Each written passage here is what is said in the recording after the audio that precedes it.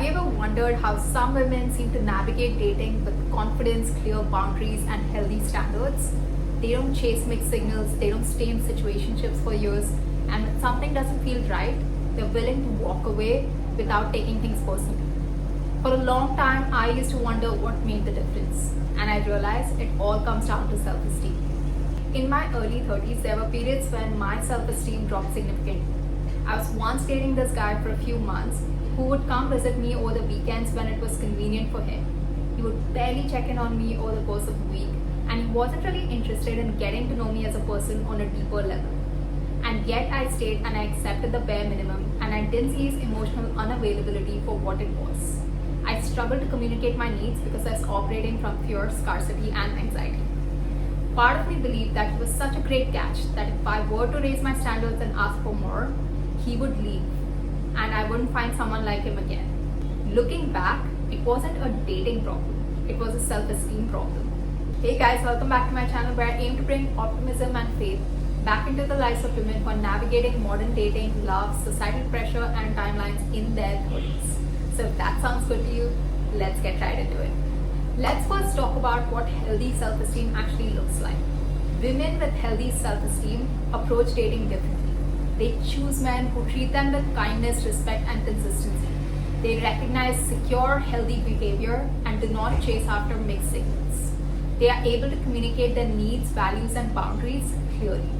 When someone is emotionally unavailable, inconsistent, or wants something different, they do not automatically assume that there must be something wrong with the other person. They simply recognize a mismatch and move on. And perhaps most importantly, they trust that settling for the wrong person is far more costlier than waiting for the right one. So how do you know if self-esteem is affecting your dating life? Nathaniel Branden, author of The 6 Pillars of Self-Esteem, says self-esteem is built on 2 foundations, yet self-respect and self-efficacy. So I ask myself these 3 powerful questions to reflect on my own self-esteem. Do I believe I deserve love? Do I believe I deserve happiness? Do I believe in my ability to attract love, cope with setbacks, and continue moving forward with faith? If you answer no for any of these questions, don't judge yourself. Get curious. Write down every reason that comes to your mind on why you think the answer is no. Because often, that's where the real work begins. Let's start with the first 2 questions. Do I deserve love? Do I deserve happiness? Most people don't consciously say that I don't deserve love. Instead, it sounds more like this.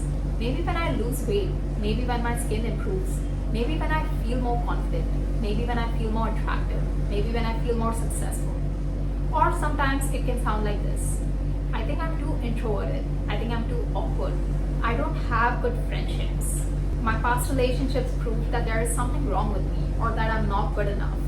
Many of us carry shame around our appearance, personality, mistakes, or past experiences and think that those flaws make us less lovable. But here's what helped me challenge those beliefs. Look around you. How many perfectly imperfect women do you see around you who are in happy relationships? How many of these women don't have the perfect body, social life, career, or personality and are still in wonderful relationships? Perfection is not a requirement for love. It could be possible that some of the beliefs that you hold about yourself are simply not true. Another exercise that helped me was asking, what positive qualities do I bring to a relationship? Because when we only fixate on the flaws that we have, we lose sight of all the positive things that we can add to a relationship. Maybe you're kind, maybe you're honest, supportive, maybe you're emotionally aware, maybe you're adventurous, or maybe you're a great communicator. The goal isn't to pretend that your flaws don't exist. It's to accept yourself as a complete human being with strengths and weaknesses just like anyone else. When you accept imperfections in yourself, it becomes easier to accept imperfections in other people. And when you own your own flaws and show up authentically, the wrong people will reject you, but the right people will stay. Rejection doesn't say anything about your self-worth. Instead, it's an opportunity to continue dating, to find someone who's genuinely compatible. The third question is, do I trust my ability to attract love and continue showing up with faith? This is where confidence comes in, and confidence isn't about being perfect. Instead, it's about trusting yourself and seeing yourself as capable of creating the life and relationship that you desire. One way to build confidence is to start embodying qualities that you want to see in a future relationship. For example, if you see yourself as someone who loves creating a warm space and nurturing a partner, start embodying those qualities right now.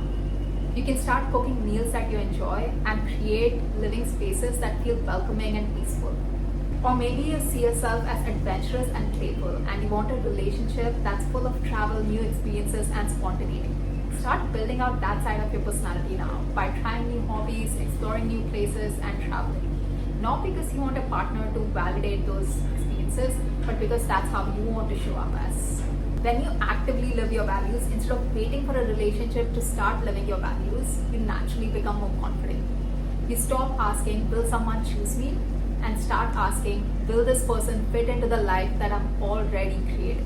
One of the biggest mistakes that women make is comparing themselves with other women. We see someone else's beauty, charisma, confidence, relationship, or career and somehow feel that we are behind or not good enough. But confidence grows when we stop competing with other women and start celebrating the qualities, values that we see in ourselves that make us uniquely us. And if another woman has qualities that you admire, ask yourself, how can I cultivate that in myself? Because when you feel truly grounded in your own worth, you stop wishing that you are somebody else. You start believing in your own path, your own timing, and your own growth. And that's where real confidence comes from. And when confidence rises, your standards naturally rise. You stop accepting bare minimums and you stop chasing inconsistency and mixed signals.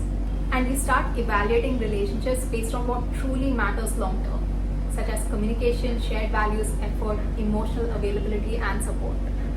If there's one thing that I'd really like you to take away from this video, it's this. Self-esteem is not about thinking that you're better than other people. It's about truly believing that you're worthy and deserving of love exactly the way you are while you continue growing into becoming the kind of person you've always wanted to be.